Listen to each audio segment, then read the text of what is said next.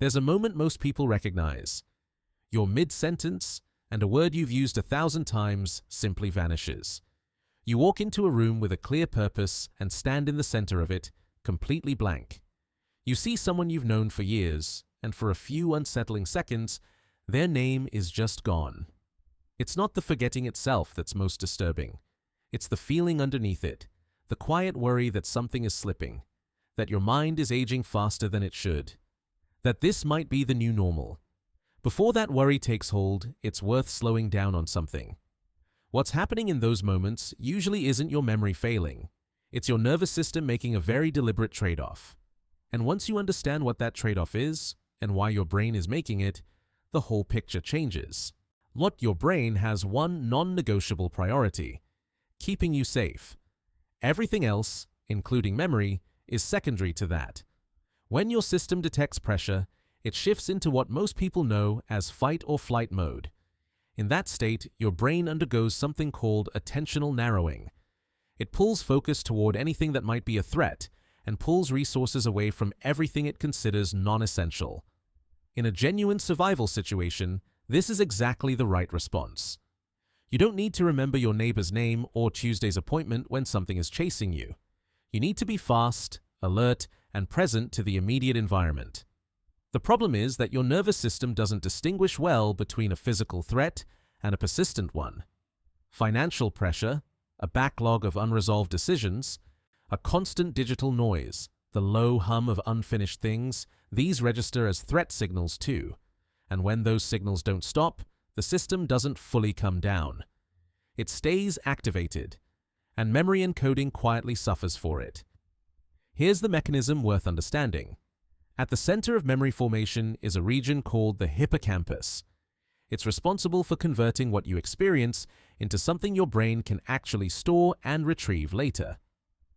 Think of it as the librarian of your mind, taking in new information and finding the right place to shelve it. The hippocampus is unusually sensitive to cortisol, the body's primary stress hormone. In short bursts, cortisol can sharpen focus. That's useful. But when cortisol stays elevated over longer periods, because the system never fully shifts out of alert mode, the hippocampus starts to dial back its efficiency. The librarian stops shelving books and starts guarding the door instead. This is why information often doesn't stick when you're under sustained pressure. It's not that you weren't paying attention, it's that the encoding process itself was compromised before the information ever had a chance to be stored. Think of it like handwriting under stress. The note gets written, but the handwriting is shaky, illegible. Later, when you go back to find it, you can't read what you wrote. Not because you didn't write it, because the conditions weren't right for it to be written clearly.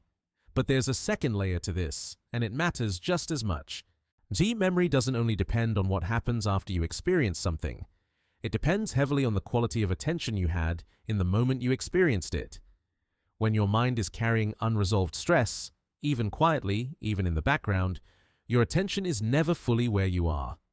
Part of it is managing the backlog.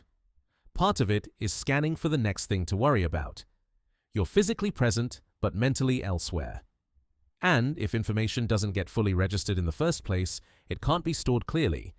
If it can't be stored clearly, recall becomes unreliable.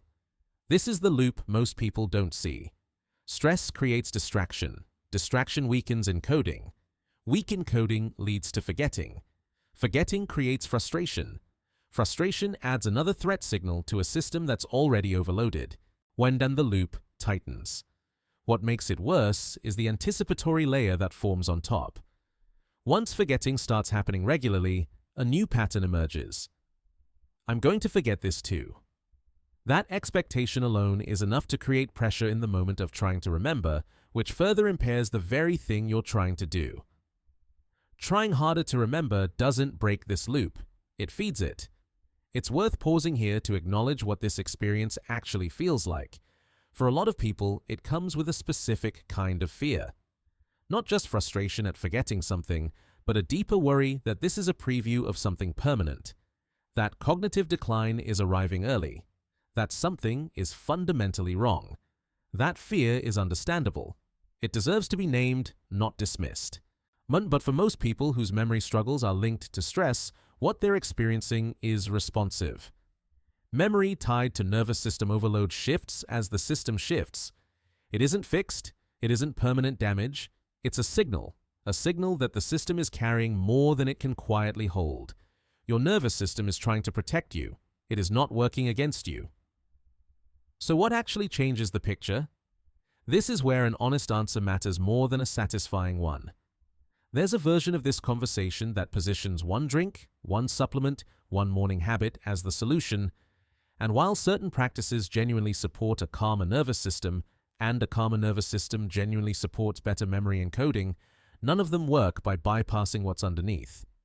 The shift happens at the level of the system, not above it. Think of memory like a lake. When the surface is being hit by constant wind, unresolved stress, fragmented attention, insufficient rest, you can't see anything beneath it. Everything is blurred and distorted. When the wind dies down and the water becomes still, you can see all the way to the bottom. The clarity was always there. It just needed different conditions. Creating those conditions is the actual work. Sleep is one of the most significant factors. Not just duration, quality. Sleep is when the brain consolidates what was encoded during the day. When sleep is consistently disrupted, that consolidation process is disrupted with it. Reducing attentional fragmentation, where possible, is another. Fewer parallel demands, more moments of genuine single focus, even briefly. The goal isn't to eliminate busyness, but to create small pockets where the system isn't being pulled in multiple directions at once. Some people find that certain rituals help signal a shift. A warm drink, a deliberate pause, a sensory cue that marks a transition in the day. Not because of any specific ingredient, but because the ritual itself communicates something to the nervous system. The environment is settling. The threat level is lowering. It's safe to come down. Others use cognitive offloading. Writing things down not as a memory aid, but as a way of releasing the brain from the work of holding everything internally. When the mental scratch pad isn't overloaded, more processing capacity becomes available. These aren't fixes, they're conditions. They tell the nervous system it's safe to stand down, and when the nervous system stands down, a memory encoding tends to follow. It's also worth being honest about variability. What helps one person's system settle doesn't work the same way for another. Stress histories differ. Sleep architecture differs. The baseline each person is starting from differs. For some people, a few consistent nights of rest and a reduction in background pressure is enough to notice a real shift. For others who have been running in high alert for a long time, the path back to mental clarity is more gradual. It's less about finding the right intervention and more about rebuilding a consistent sense of safety across the system, slowly, with patience. If memory concerns feel persistent, significant, or distressing in ways that go beyond what stress might explain, speaking with a qualified professional is a helpful and reasonable step. There's no version of this where seeking support is an overreaction. What's most useful to hold on to from all of this isn't a technique, it's a reframe. Memory is not a fixed capacity you either have or you don't. It's responsive. It reflects the internal state of your nervous system. When the system is under sustained pressure, encoding suffers. When the system gets consistent safety, real rest, reduced overload, more regulated states, encoding tends to improve. That's not a promise of a specific outcome. It's an accurate picture of how the system actually works. The next time you forget something and feel that familiar frustration rising, try meeting it with a little curiosity instead. Not, what's wrong with me? But what is my system carrying right now? Where is my attention actually going? Regulation is gradual. It doesn't happen in a single session or a single cup of something warm, but every time you choose a moment of genuine calm over another cycle of pressure, you are sending a signal. The threat is passing.